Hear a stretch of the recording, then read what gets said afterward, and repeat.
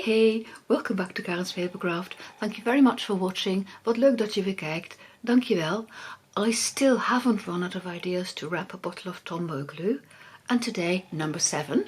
This is a cute gift bag. It's a fair size. It's 4.5 by 1.25 by 3. So it's suitable for many a gift. It has a nifty closure. So come and join me. Doe gezellig mee. People who attend my workshops get a voucher, and a voucher can be redeemed for Stampin' Up product, for example, the Tombow glue. And that is what I made this little gift bag for, and that is why I used this image for the closure. But if you change your paper, and obviously you can use any die cut or any punched image to make the closure, and you get a different look. This could very well be for a birthday. Now I'm going to recreate this one. It's the same principle, so when you've seen this, you could also make this bag, no problem at all. I'll show you the supplies that I've made, that I've used. I haven't made them myself, Stampin' Up made them. Well done, Karen. This is the satin shimmer ribbon in soft succulent, which is a really versatile colour. I've used the Very Best Trio Punch. I've used the full basket dies and the cheerful basket stamp set. Here you have this crafty image, and I'll show you how I made the closure. I've used an 8 block and early espresso ink, and what I've done is I've stamped the image, coloured it with my blends, and I'm not going into detail in this video because it's about the bag really and the closure. I've coloured it with my blends, and then I die cut it, and you can find all the colours and all the supplies that I've used on my blog, and the link is below. I've die cut it once more, and I'm going to adhere these two together so they are nice and sturdy, and then later I'm going to attach them to my, and this is a die up, and then later I'm going to attach them to my little gift bag. So first of all, I'll put these two together with some Tombow. There's no need to use a lot, but there should be some glue all over. And you can see why I did that, because the ink of the blends will bleed through your paper. That's why it gets such a beautiful colour. And if you put something on the back, not only is it sturdy, but it doesn't show anymore, which it wouldn't in any case, because it is, see, it's flush with the flap of my bag. So the paper that I'm going to use is the Gingham Cottage, and I like this nice bold pattern. And first I'm going to cut this. You need a piece which is half a sheet of 12 by 12 paper, and with your trimmer, that's the lovely thing of the trimmer, if you just slide your paper in and butt it up against that edge, and then you cut, you have 6 inches, and then you leave it of course at the 12 inch. I'm going to use my trimmer some more once I've done my scoring, and I'm going to do the scoring long side top, and I'm going to score at, let me just check my notes, at 4.5, and be gentle because this is designer series paper, so don't push too hard. It's better to go over it just twice with minimal pressure than pressing too hard, then you might push through the paper if you're not careful. 5 3/4, so gentle pressure, but to go over it twice, then you get the same effect. 10 1/4, and 11.5, then a quarter turn, and you score at 1 inch. The bottom part is probably off camera, but I'm scoring all the way down and at 4 inches, all the way down. I'm going to fold and burnish all these score lines, and I'm just using my fingers because of the designer series paper.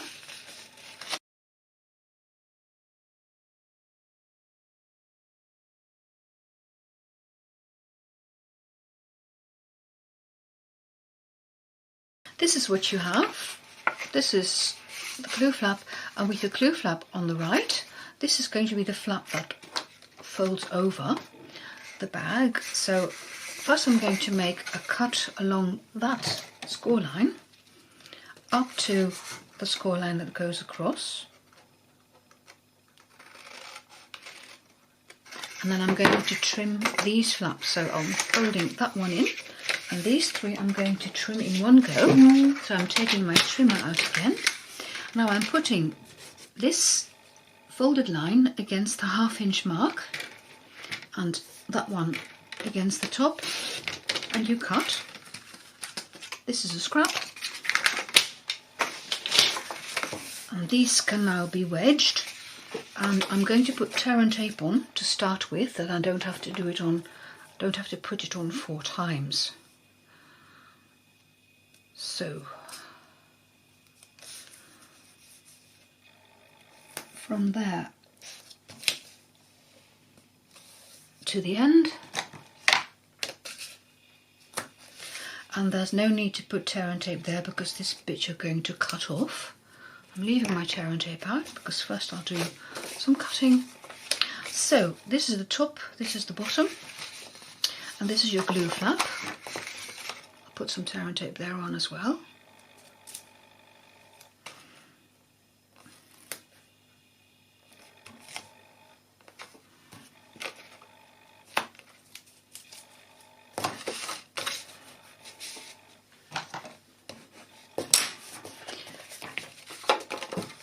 And you're going to cut your glue flap at an angle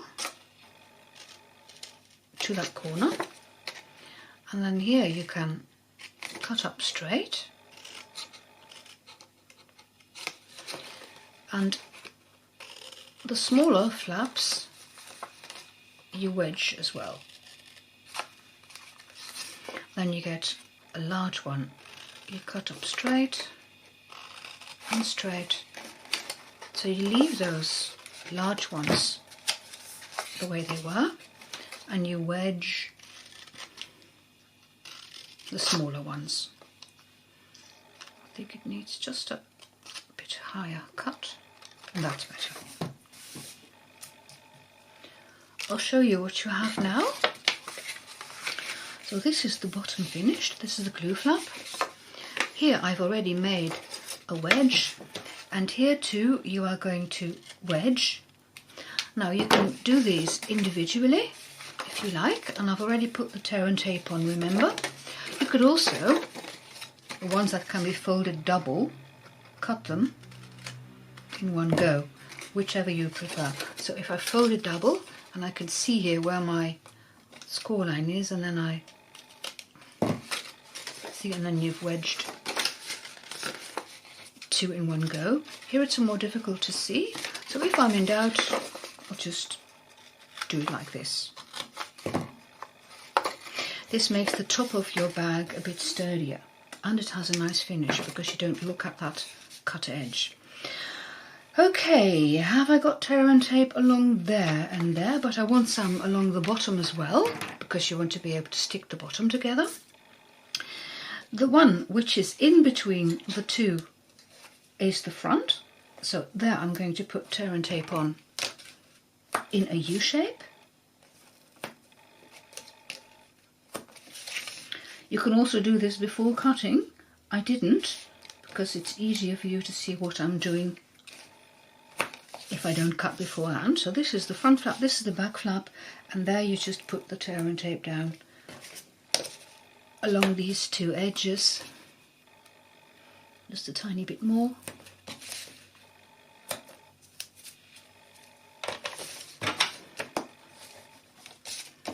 I always use my bone folder to make sure it sticks well, and it makes it easier to remove the paper backing, which is what I'm going to do. Oh, no, not yet.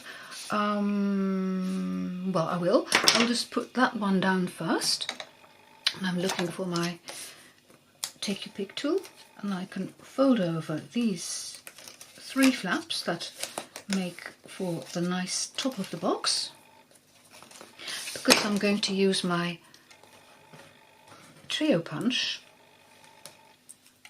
to create those edges. Here it is. You have those 3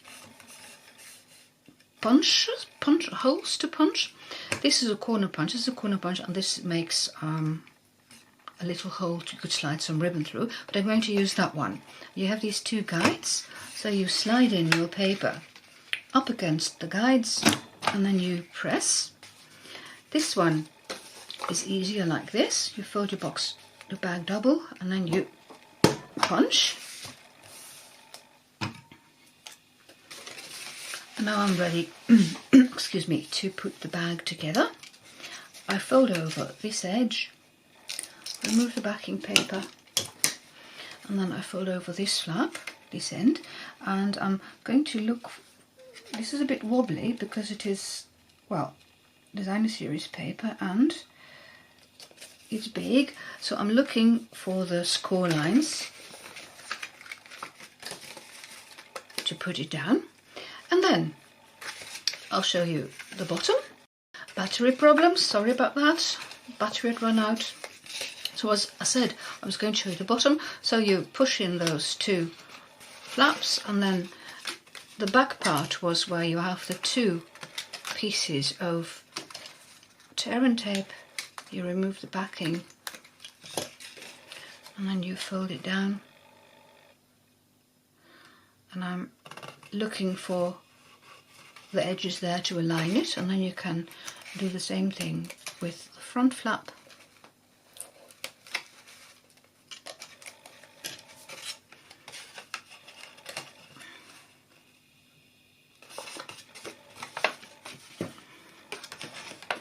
And either with your hand or the bone folder, you make sure the tear and tape attaches properly. Then I'll show you how to pinch the box closed, so you could put your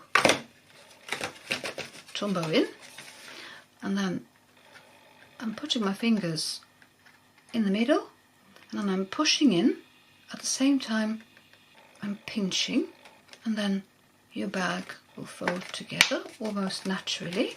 I'm taking out my Tombow because I need it in a minute, and then you can fold this flap over and you're ready to put your closure on, and I'll show you how I do that.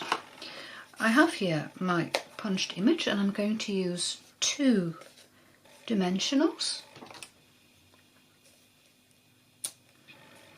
and I'm leaving enough space in the middle so that the ribbon can go through that middle part there. So then I have my flap, and I want my image to go. I'm sorry if my head is in the picture. I'll just put it over and then it's on straight, you see. Now then, I'm using these little clamps to keep the box together. Makes it a bit more easy. Then my ribbon, and you need about 22 inches, so I'm just using my grid paper to measure that, so 11 and 11.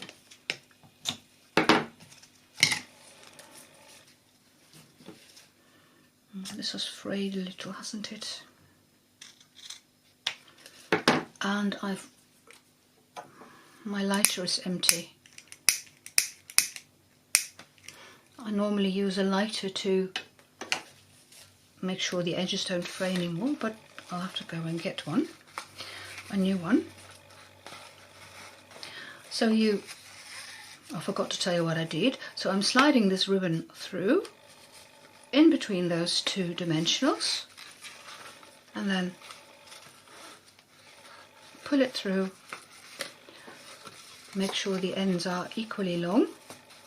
Then you put the right ribbon over the left, because your ribbon will have to fold a bit, and I like it better if this front edge is straight, you see. So then you can tie a bow. I'll just move it up a bit. You make a loop and you put that one over and you push it through there and you pull tight.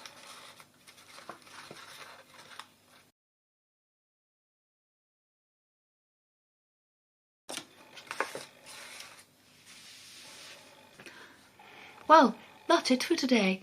If you have enjoyed yourself, why not click on the subscribe button and the bell icon, then you'll be the first to know when I have a new video out. Thank you very much for watching. Dank je wel voor het kijken and see you next time. Bye bye. Tot ziens.